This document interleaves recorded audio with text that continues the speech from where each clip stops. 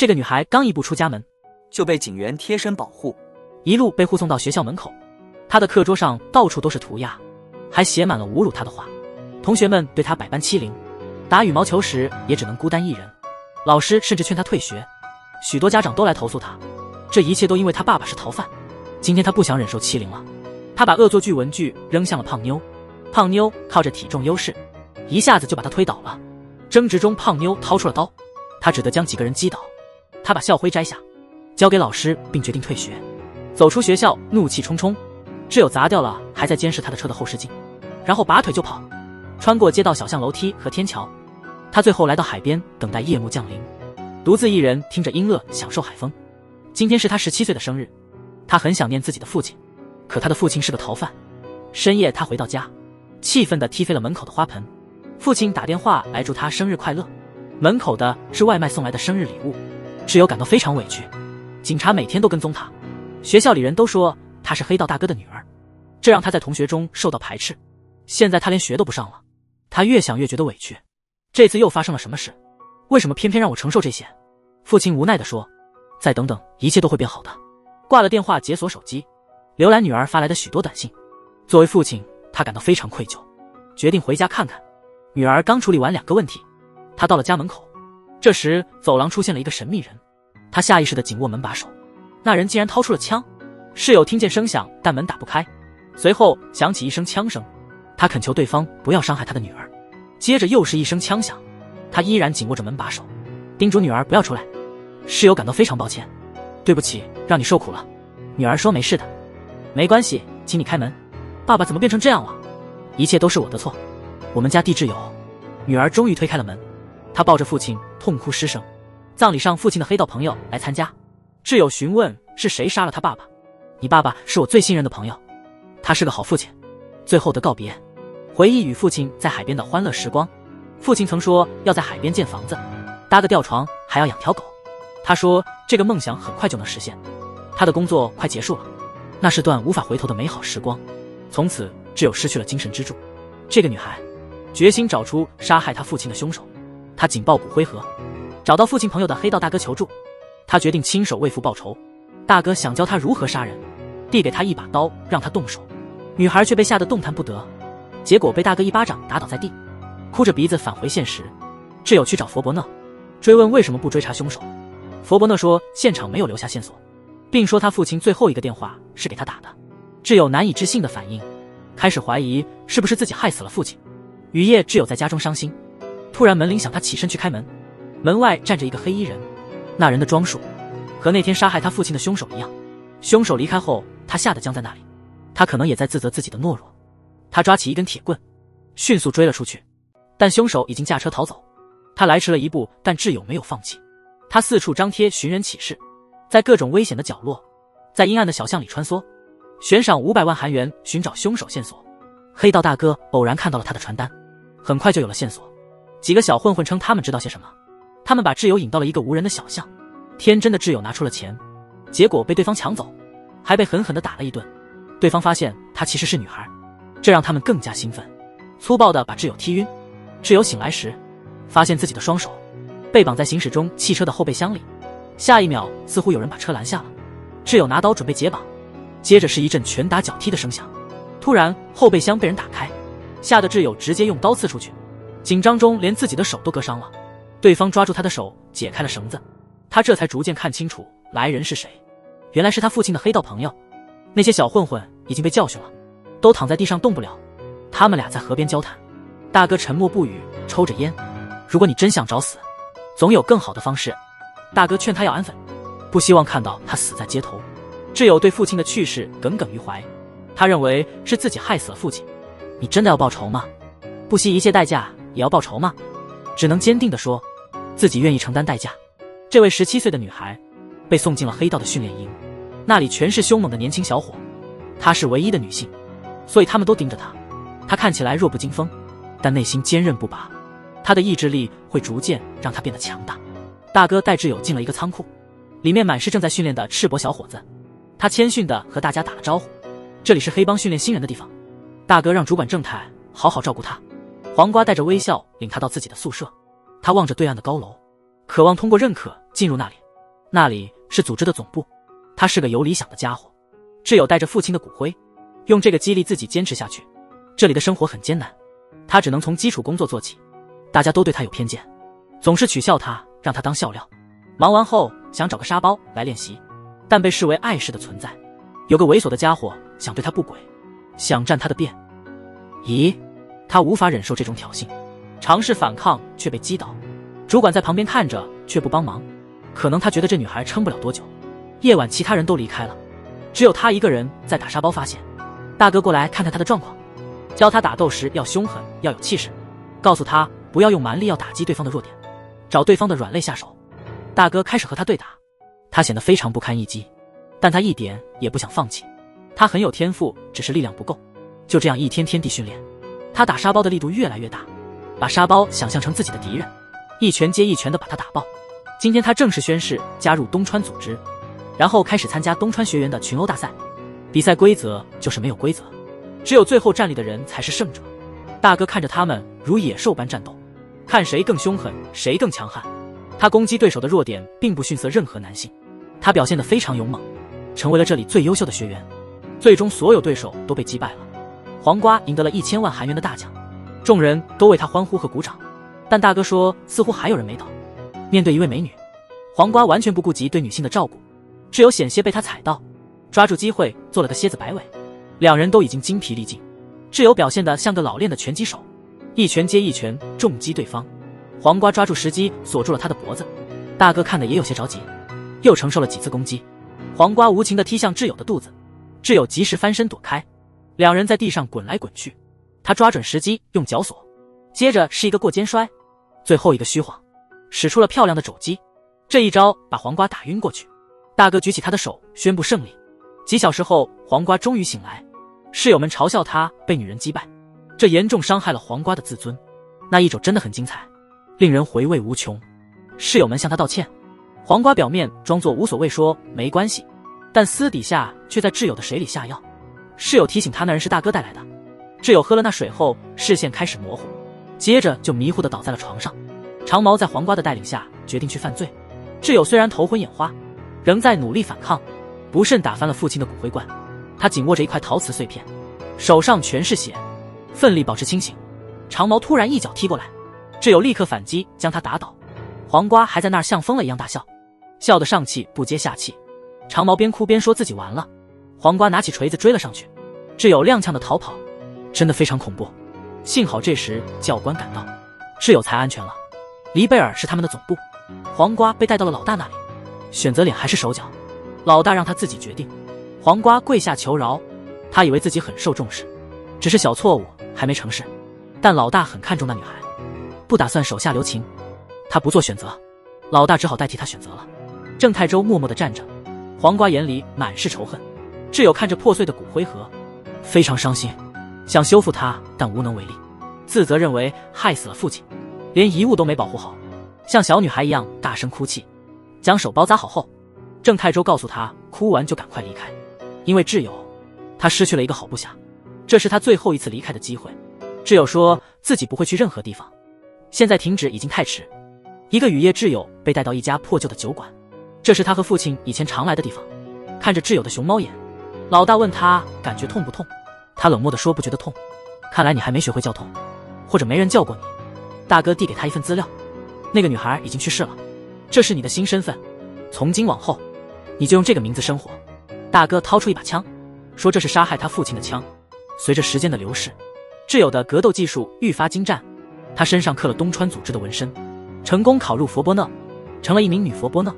从这刻起，你的命运由组织掌控，无论你做什么，组织都会保护你，若背叛组织，死路一条。几年后，这位风风火火的短发女孩就是挚友，她已经变成了一名能干的佛波。此时她正在追捕罪犯，来到了一个小巷，同事警告她不要冒进。当其他罪犯上了楼，她也跟着上去，让队友请求支援。罪犯正在进行毒品交易，下一秒队友就被绑架参加鱿鱼游戏，挚友用半秒钟就放倒了门卫，然后走了进去。罪犯正在检查毒品，小帅不满意，让对方老板亲自出马。原来这是一次卧底缉毒任务，小帅也是个警察，看准时机，挚友一抡板凳就砸碎了玻璃。他拿起手铐当做拳套使用，让罪犯无法还手。熟练地把他们一个个制服走。小帅拦下他，揭示了自己的真实身份，他其实是毒品搜查队的精英，而他则是重案2组的关键人物。他不小心破坏了对方筹备了6个月的侦查计划，就在准备收网的关头，结果被他搅了局。但他的初衷也是为了抓捕罪犯。黑道大哥只需双手插兜，走路都有小弟替他开路，这是黑帮的常态。黑吃黑求饶也无济于事，在车里被迷晕，伪装成自杀的场景，这对他们来说不过是家常便饭。他只为见一人，这人是他父亲的杀害嫌疑人，搜查组的组长。他是来解释之前破坏行动的。他回答问题答得非常好，面试也通过了，成为了组长手下的一名成员。机车女孩骑摩托来到河边，来见黑帮老大老崔。他给老大带来了菊花茶帮助睡眠，他觉得自己离目标更近了一步。通过组长或许能快速查明真凶，如果那人没杀我爸，我们能不能过上安稳生活？老崔没有回应，他望向远处的仓库，回忆起10年前的往事。挚友的父亲曾在那里救过他，当时他们刚起步还很弱，那时生活很畅快，大家笑得也很开心。老崔把自己曾用的刀交给挚友，让他找到真凶，用这把刀结束对方。为新来的佛波诺，挚友在队里缺乏信任，还被当成新手用来当诱饵。他们想测试他的实力。被捕的罪犯透露了一条线索，最近有种新型药丸流行，线索指向一个名叫芒果的人。挚友开始在搜查队工作，得知对方是新调过来的，小帅有点哭笑不得。更让人哭笑不得的是，他被安排和挚友成为搭档，他只能叹气说这是命运弄人。随后2人首次执行任务，去捉芒果。老崔最近正准备进行一次大规模的毒品交易。江律师说他没见过这个保温杯，是挚友送的菊花茶。老崔说挚友加入缉毒队对他们很有好处。小郑表示他不信任他，如果他犯了错误，我们就得干掉他。老崔同意了这个计划。小帅带挚友到地下停车场，他想测试挚友的实力，让他自己去抓嫌疑人。他走进地下通道，说他要找这里的社长。小混混对他不屑一顾，挚友直接上去给了2拳，结果被摔到墙上。小帅对队友说嫌疑人会自己跑出来，他们只需在这里等着就行。他已经派新手先进去了。室友被人抓起来砸在门上，他用2个肘击把对方撞晕，紧接着一拳打倒对手。其他小混混听到动静都过来了。小帅在车里等了很久，感觉到情况似乎不对劲，决定进去看看情况。挚友已经拿棍子冲了进去，小帅一开门直接惊呆了，里面的人都乱成一团，痛苦地躺在地上。这是藏爱家族的头目，大热天的还穿着棉大衣，正在推销他的新药丸。他打算跟黑道老大老崔争生意。原来这家伙就是之前欺负挚友的那个黄瓜，后来被老崔惩罚了，在他脸上留下了个疤。他这次回来是为了复仇。挚友自己一个人把犯人抓起来，通过观察言行找到了药丸。小帅终于认可他的能力，说话的语气也温和了许多，关心地告诉他下次不要这么冲动，没有防刺背心不要硬来。今天突然要执行一次抓捕，目标竟是老崔。所有人的手机都被收走了。室友想偷偷拿回手机通知老崔，但找不到机会。罗伯讷已经提前知道了老崔的行踪，他们今天要去制毒船上设陷阱抓他。车队长早就计划好了这次行动。老崔带着手下登船，他对自己的危险毫无察觉。目标上船后，抓捕行动轻松开始。外面的小弟们悄悄潜入，挚友看到了老崔，他必须想办法提醒他。趁老崔检查货物时，小帅持枪冲上去控制了大家。一声枪响让场面一片混乱，却有人对准了小帅的枪。老崔和助手找机会逃到了甲板，然后跳入海中。抓捕行动以失败告终。在船上发现了一把神秘的枪和弹弓，但谁开的枪却无从知晓。老崔一回到公司便勃然大怒，他心里隐隐有些猜测，佛波讷似乎掌握了他的行踪。小郑纳闷为什么挚友没给他们发消息。回到公司后，车族长命令所有人检查手中的枪，对这次行动的失败耿耿于怀。挚友的枪里子弹一颗未动，车族长也被上司痛斥一番。挚友把摄像头的事情告诉了老崔，他的一举一动都被监控了。老崔询问是不是他开的枪，他当时没想到别的办法来救老崔，只好开枪制造混乱，帮助他逃脱，逃出升天。那把枪原来是他送给挚友的。老崔听后深受感动，随后手下清理了所有摄像头，挚友成了车族长的重点怀疑对象。藏爱家族的大哥今天似乎运气不佳，他们准备了5年的复仇，今天终于要开始。终于到了行动的日子，东川黑道训练营突然冲进了一群歹徒，每个人都异常凶残，持刀滥杀无辜，赤着上身。黄瓜穿着大棉袄，邪魅异常。边砍边笑。郑泰州也不好惹，一场血战之后，面对兄弟们的惨况，他选择了投降，仿佛重现了那一幕。老崔让黄瓜做出选择，是要手还是脚？这次倒霉的是郑泰州。黄瓜的复仇行动终于完成，佛伯讷和救护车赶到了仓库。郑泰州拒不透露任何信息，目睹了血腥的现场。挚友第一句却问崔武镇是否被杀。黑帮老大老崔带人来到寺庙，为上次战斗中死去的兄弟祭奠，给他们送行。FBL 车队长也来探探情况，他跟老崔坐下来聊天。狗的命运全在人手里，都是宝贝，好主人能让他享受福气，倒霉的主人可能就死在街头，死得很惨。老崔讽刺说，佛伯讷这工作不错，连你这种无能的都能当组长，你若在我们圈子早就被干掉了。双方针锋相对，你觉得你最后会怎样？老崔叫小郑立刻去找黄瓜，他要展开报复。这种事不立刻报复，他作为黑帮老大就名誉扫地。但挚友发来的短信让他打消了计划，避开了佛伯讷手下的圈套。面对一次次行动的失败，车组长故意在挚友面前在办公室透露消息，说东川组织有人要变节。挚友决定跟踪车组长，找出叛徒，告诉老崔他的跟踪被埋伏的小帅拍下。小帅决定摘下他的头盔，看清他的真面目。经过一场搏斗，他跳上车成功逃脱，幸好他躲得很严实，没有被人发现。然后挚友突然回头发起了进攻，偶然遇到了小郑，看起来他正准备和车组长会面。他在看机车女孩的照片，却辨认不出人来。车组长命令小帅密切注意挚友的动向。自从挚友加入以来，一系列的事情都变得不顺。挚友把这事告诉了老崔，这让老崔开始怀疑他最信任的手下。小郑也觉得自己惹恼了车组长，他只能带着包扎的伤腰。小帅开始调查他的所有背景信息，美的不行还能做3个引体向上，我是肯定做不到的。葬爱少年仰望天空，转身露出他那标志性的邪魅笑容。一声枪响之后，你是否也心动了呢？但有些人的状况看起来不太好。那把杀害挚友父亲的枪被化验了，枪的原主人已经去世，名字叫宋俊寿。挚友已经拿起了刀，只要证实真相就会立刻行动。但车组长却说，枪的主人是被东川派杀害的。心乱如麻的挚友找到老崔对峙，老崔却说这是警察的陷阱，告诉他不要上当。他现在不知道该信谁，决定自己去查一查黄瓜的事。如果他遇到了某人，自己的真实身份可能会暴露。车组长再次让小帅紧盯挚友，因此他一直在挚友后面跟踪，看着他四处寻找线索，不想让他再次陷入危险。无奈之下，只好陪他一起追踪毒贩。老崔也开车到了苍蝇馆子，他最近几乎每天都会来这里，但今天这里坐了很多人。小帅和挚友在追踪一个嫌疑人，他们来到了一个废弃的工厂，翻过围墙后，他们走进了建筑。他们站在高处监视着下面的动静。老崔说烟抽完了，让老奶奶去买点，这样就能把无关的人支开。原来他也在设下陷阱，他们准备好了迎接即将到来的战斗。小帅问他到底想抓住的是谁，为什么他如此不顾一切。这时楼下突然有响动，他们的目标终于出现了。黄瓜一个人拿着毒品来交易，却看不见他的同伴。原来他的同伴正在楼梯上向他们靠近，他们准备包围挚友和小帅。老崔给自己倒了一杯酒，突然回身一拳打在来人的额头上。葬爱少年仰望天空，转身展现出他那标志性的邪魅笑容。原来他早就注意到他们了。今天他们没有执行任务，他们都没有携带枪支，只能用棍棒和凶猛的敌人搏斗。但这次的对手不是普通的小角色，这些敌人的战斗力非常惊人。老崔的手下也赶到了苍蝇馆，他一个人在店里奋战，孤军奋战显得力不从心。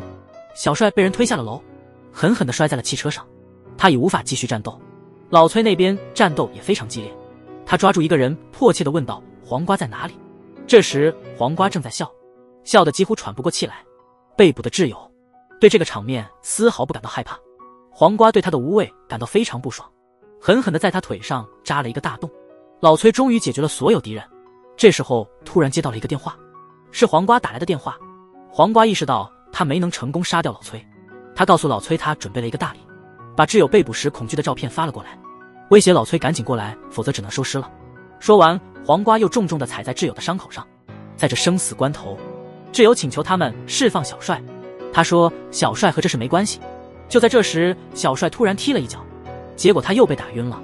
这一下彻底激怒了黄瓜，他本想在老崔面前杀了挚友，现在直接破问挚友的遗言。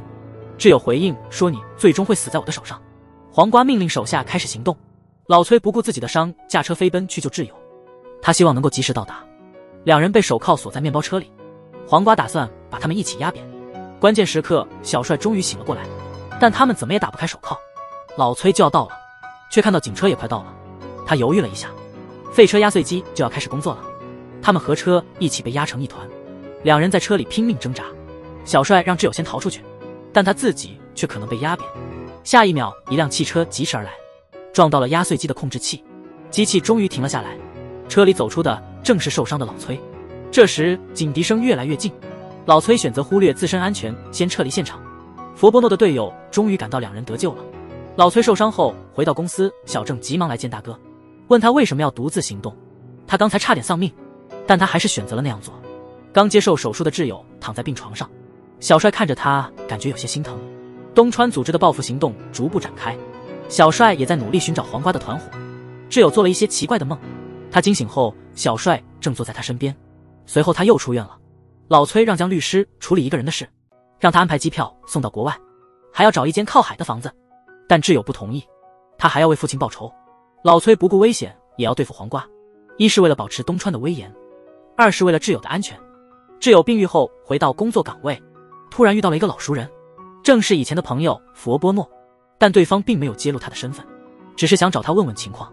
他告诉挚友，5年前撤销他爸爸案件的是车组长，听说找到了一把枪。车组长是不是犯人？他不想揭露挚友的身份，说这样做只会招惹麻烦。原来他一直在帮老崔干活，老崔用毒品控制他，但他知道的太多了。老崔还是决定杀人灭口，只有找到芒果吓唬了一番后，才知道黄瓜即将偷渡离开，并把这消息告诉了老崔。这天车组长接到了一个神秘电话，是黄瓜打来的，他打算和车组长联手设局，抓捕了老崔，条件是帮他逃出这里。老崔接到挚友的情报后，决定去捉拿黄瓜。小郑提醒他，这可能是个圈套，他让小郑留下，说他信得过挚友，如果自己有什么意外，组织就靠他来撑。黄瓜按时到了约定地点，车组长和他的队伍已经埋伏好了，老崔也按计划到达。他带领小弟们气势如虹地下了车，没有废话，直接开战。双方开始激烈交火，现场一片混乱。老崔和黄瓜展开了单打独斗，黄瓜显然不敌，被老崔几拳打倒在地，他只能狼狈逃窜。看到时机成熟，佛伯纳现身，一声枪响示警，让所有人都停手。老崔却不理会，直接追了上去。这时挚友也赶到了，走投无路的黄瓜用刀砍伤了老崔的手臂，老崔从腰间抽出一把刀，两人开始肉搏。他身中几刀，最终重创了黄瓜，但黄瓜狡猾地发起偷袭，连捅老崔7、8刀。老崔命悬一线，挚友及时拿枪赶到，开枪阻止了黄瓜。黄瓜无奈地笑称她是个笨女人，她根本不知道真相，他确信挚友不会开枪杀他。这时小帅赶来了，劝挚友放下枪。黄瓜以告密威胁挚友，如果警察得知他是老崔手下。此时老崔蹒跚逃走，身受重伤，却被埋伏的车组长抓住。小郑驾车赶到，成功救走老大。黄瓜扔掉武器表示要自首，他决定坦白一切，话还没说完就连开2枪，这样的遗言不应该是葬爱少年的。为了为父报仇，他将自己磨砺，变成冷酷的铁块，脱下伪装，其实她只是个怕事的小女孩。车在隧道中停下，老崔下车，小郑问他能否独自行动，他默默点头，然后一个人爬上山去。他要去一个安全之地，寺庙中的和尚正在念经，老崔站在门外晕倒过去。他迷迷糊糊中感觉有人在帮他包扎伤口，挚友做了个噩梦，梦里有人掐他的脖子，他真的很害怕。洗了把脸后，那种不安终于慢慢平息。忽然门铃响起，下楼一看是小帅，他带酒来想和挚友谈心。小帅说他毫无生活乐趣，冰箱里空无一物，他心里只有一个念头，就是为父亲报仇，这是他活着的唯一理由。他喜欢坐在海边，小帅提议他们立刻去海边，但觉得还是不太合适，改日再说。你不用特意安慰我。挚友坚定地说自己没事。他入睡后，小帅帮他盖上毛毯，随后便离开。老崔在寺庙中伤势逐渐恢复，他一向西装革履，从未有过如此狼狈的时刻。这位和尚是他老朋友。和尚询问他怎么了，他说别无选择，人生本就是一场战斗。车组长仍在制定抓捕老崔的计划，他对抓不到老崔感到非常失落。挚友收到了一封信，信里有一张照片，照片上全是佛波那人，其中一人竟是他的父亲。他从未知道父亲是佛波那人。照片上的名字写着宋俊寿，这名是老崔给他的枪的主人。车组长只是草草带过，信的寄件人竟是黄瓜，是他临终前寄出的。难道一切都是老崔的骗局吗？接着他接到一个电话，是老崔打来的，告诉他自己的位置，让挚友来找他，与老崔见面。此刻挚友心烦意乱，老崔从未如此脆弱。他说已久未遭人砍击，没想到会这么痛苦。挚友拿出照片开始对峙，17年前去世的宋俊寿。难道我爸是警察？老崔显得很无奈，他解释说是车组长安排他来的，目的是为了摧毁我们的组织，但他最终背叛了他们，转而加入了我们这边。我之前有提过，他曾经救过我一命。挚友在这里祭拜他父亲，两个名字两种身份。也许正因如此，他总感觉自己站在悬崖边。挚友紧盯着老崔，含泪对他说话，他也分不清真假。挚友真的不知道该信谁。这是东川派的经典合影，挚友的父亲是组织里的一员，也是老崔的挚友，而他另一个身份是我的。车组长今天情绪低落，独自喝酒。他说如果不喝醉就睡不着，小帅陪着他誓不罢休。车组长最想抓到的就是老崔，但一次次的失败让他很是痛苦。老崔感觉到挚友开始动摇，他安排郑泰洲去对付车组长。挚友感到心里堵得慌，他决定去车组长家搜寻线索，要查清楚他是否是凶手。醉醺醺的车组长被小帅扶回家，然后他自己先离开了。车组长刚坐下喘口气，突然有个黑衣人冲了进来，不多话，直接拿刀刺来。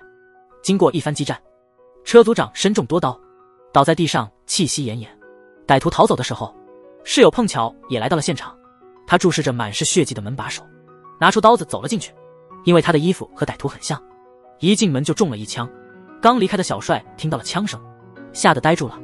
车组长误以为他是歹徒，这时车组长才意识到，这个人不是吴慧静，她是挚友手下的女儿。挚友的父亲去世后，他曾去过案发现场，因为一系列误会，挚友误将他视为杀父仇人。这是他兄弟送给他的。挚友的父亲老崔，原来是东川组织里的长期卧底，直到去世那一刻，他始终是一名警察，而真正杀害他父亲的是老崔。挚友查看这些证据，还发现了一封信，是父亲留给他的。你最伤心的时候是什么样的？你有没有体会过伤心到呕吐的感觉？这是一封父亲留给女儿的信。如果你遇到困难，我希望你能骄傲地信任我。如果你遇到心爱的人，我会担心那个人是怎样的。我想看你结婚生子的样子，我想和你共度每一天，但那些日子可能不会到来。虽然我是个无能的爸爸，但有你我真的很幸福。即使我不在了，你也要幸福。对不起，不能一直陪在你身边。回想起自己被老崔欺骗的经历，一步步误入歧途，走向深渊，我还傻乎乎的多次救了他，把他当成自己的朋友，甚至当成了亲人。恨自己，真恨自己，为什么这么傻，连杀父仇人是谁都没搞清楚，最终只能停下车。经历了种种磨难之后，她一直是那个坚强的无表情女孩，但这一刻她再也撑不下去了。这个世界太奇怪了，怎么会有这么荒谬的事？把杀父仇人误当成朋友，还为他卖命，甚至不惜牺牲自己的生命。这时候只有用力呐喊，狠狠地拍打，或许能缓解一点点的痛苦。队友看着他胸前的纹身，拿起打火机将其烫掉。这个女孩现在还不能倒下，她还有一个任务复仇。这个女孩刚走出门，就被歹徒用麻袋套了头，被带进屋里并扔进水中。她奋力反抗，与3个歹徒展开殊死搏斗。在狭窄的浴室里，挚友虽然身手不错，但寡不敌众。在激烈的扭打中，歹徒不小心刺伤了自己的同伙，室友终于抢到了一把刀，几刀干脆利落地解决了3个歹徒。他摇摇晃晃地逃出了浴室。小郑在外面等了很久，看情况不对也走了进来，他也拿出了刀，对挚友说，我早就告诉过你，你这是自找苦吃，当着组织的傀儡感觉如何？感受一下吧。挚友追问是不是他杀了自己的父亲，他解释说老崔总是亲自对付叛徒。郑泰洲继续用挚友父亲的死挑衅他，然后两人开始激烈的肉搏。郑泰洲因之前的刺杀受伤，只能用一只手，他只能单手持刀。两人的刀法都很熟练，难分高下。在千钧一发之际，室友一翻滚打伤了他的腿，紧接着又针对他的弱点发起攻击。随着身上伤口越来越多，郑泰洲的拳劲已经大不如前，挚友毫不手软，一刀刺中了他的要害，紧接着又疯狂地补了2刀。刚发现线索，准备去抓老崔，却意外地看到老崔竟然主动来自首。挚友带伤走出门，却听说老崔被抓了。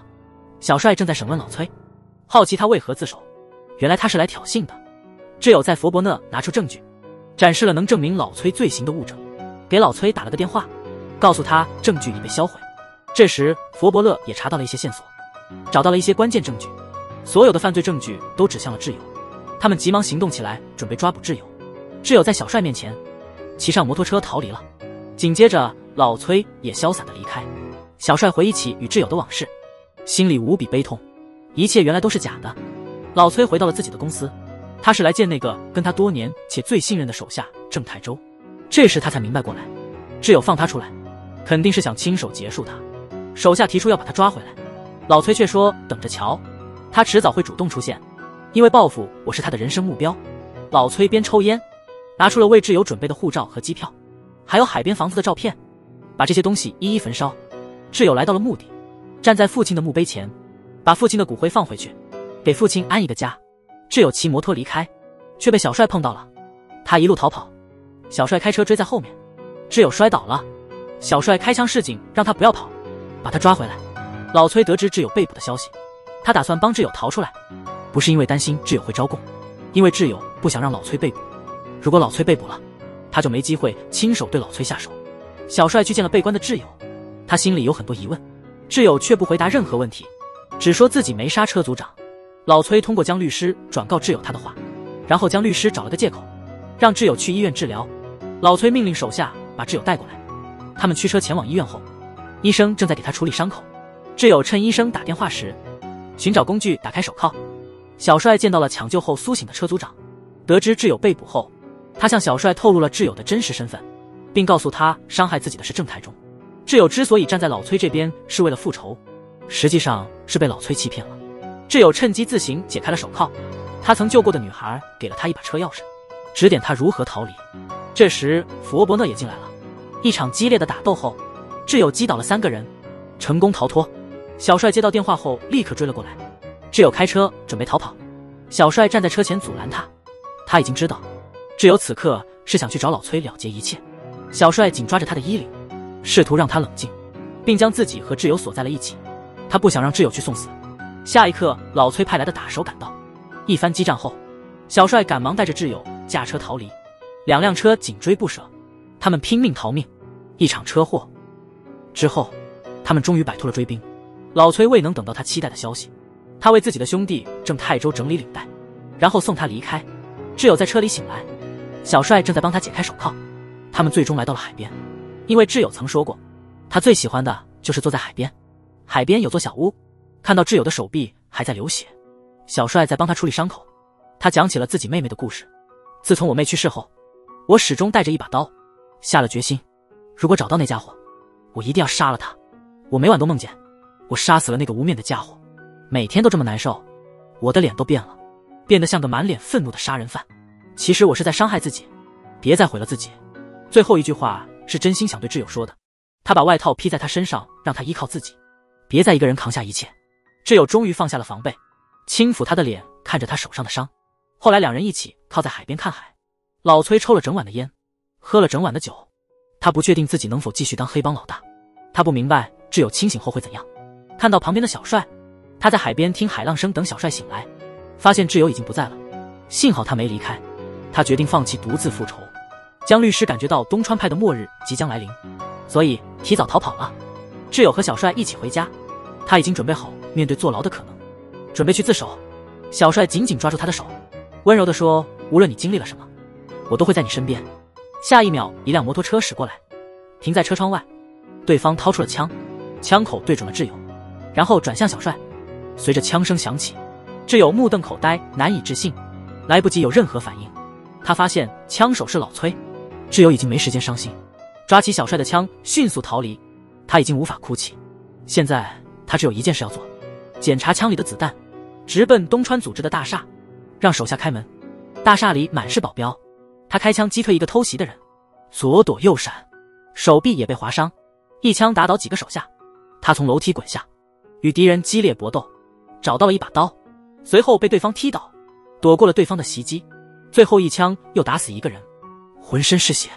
受伤的挚友跌跌撞撞地走到电梯口，电梯门一开，几个敌人从里面冲出来，室友用枪指着他们，顺利进了电梯。他砸碎了电梯里的摄像头。老崔喝着酒等着他，他擦干净带血的刀。室友卸下了所有子弹，只留下一颗。电梯门开时，有人刺向门口，他用刀结束了一个敌人的生命，把他当作掩护，然后趁机刺死了另一个敌人。混战中，他的腿也受了伤，到处都是血腥场面，地面上满是受伤的人。挚友靠墙站了起来，突然被一脚踢倒。挚友不敌此人，被打得头昏眼花。在危急时刻，挚友不得不掏出枪，但发现枪里没有子弹。他摸到了地上的刀，走进屋内，用枪指着老崔，把门锁上。老崔的情感都是真挚的，因为从始至终，他一直是个讲义气的黑帮老大。每次郑泰州建议放弃挚友，他都坚决出手相救。他曾说，只要你不背叛，组织就永远保护你。这不仅仅是说说而已。他始终认为，挚友的父亲也许只是投错了阵营，才背叛了他。于是他出手救了挚友，并精心培养他，一方面是为了赎罪，另一方面也是抱有希望。如果一开始就同在一个阵营，也许会有不同的结局。但遗憾的是，即使他多么侠义，也无法洗清自己毒枭的罪名。而建立在欺骗上的爱，终究难以持久。在最终对决的时候，我对他们俩都感到心疼，但只能有一个人活下去。老崔说完就刺了一刀，却被挚友抓住了手臂，并把刀刺向了他的父母。老崔苦笑着把刀拔出，然后扔到了地上。挚友紧紧地握住那把刀。老崔捡起了地上的碎片照片，笑中带泪。他使劲扣扳机枪里，却没有子弹。挚友把刀刺入他的胸膛，直视着他的眼睛，看着他倒下后离开了现场。挚友蹒跚地走在路上，血迹遍地。墓地里葬着挚友最爱的两个人。女孩为自己的父亲献上一束花，她看起来状态还不错，戴上了太阳眼镜，似乎获得了新生。天空中飘落的雪花，仿佛让她回到了过去，生命中唯一美好的时刻。她的笑容甜美极了，一切都已成为过去，却似乎什么都未结束。这部韩剧就此落幕。感谢各位观众的观看，如果喜欢，请点赞关注，下次见。